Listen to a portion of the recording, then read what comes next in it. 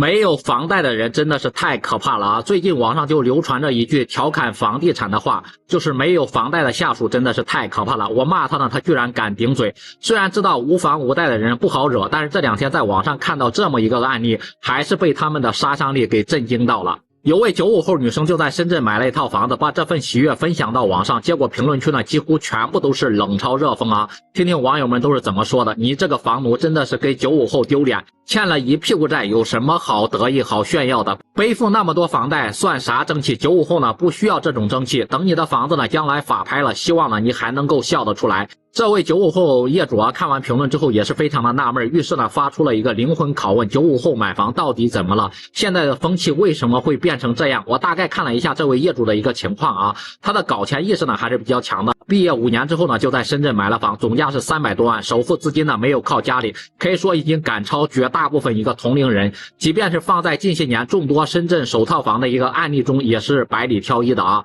然而呢，就是这么励志的一个女生，这么励志的一个故事，却成了某些人眼中的一个所谓的笑话。我们不禁要问，年纪轻轻的就负债累累，成为房奴，这真的很丢人吗？这其实是一个老生常谈的问题啊。早在10多年前，互联网上大多数人都看不起贷款买房的人，并把这些人呢称为房奴。记得有句话是这样说的啊，没有任何人来到这个世上呢，寒窗苦读10几年的书，就为了还30多年的一个房贷。10多年过去了，当初那些大城市里面的房奴呢，很多都成为了一个中产，有少部分人因为买房尝到了甜头后呢，甚至买了好几套、10几套房，这些人呢都已经步入富人的一个阶层。美国前总统特朗普曾经在一个演讲中就说过啊，贷款这种事呢，我可拿手了，我是超级爱贷款的，我就爱别人的钱，贷款呢是让我赚了好多的钱。当时的这个演讲现场是一片爆笑，但是确实呢却说出了一个核心的本质，几乎的没有人能够不通过贷款而成为有钱人。拥有呢优质负债能力本身就是一种实力的体现。我举一个例子，20年前你在深圳的月供2000块钱觉得压力非常大，现在呢啥感觉都没有。背后的真相就是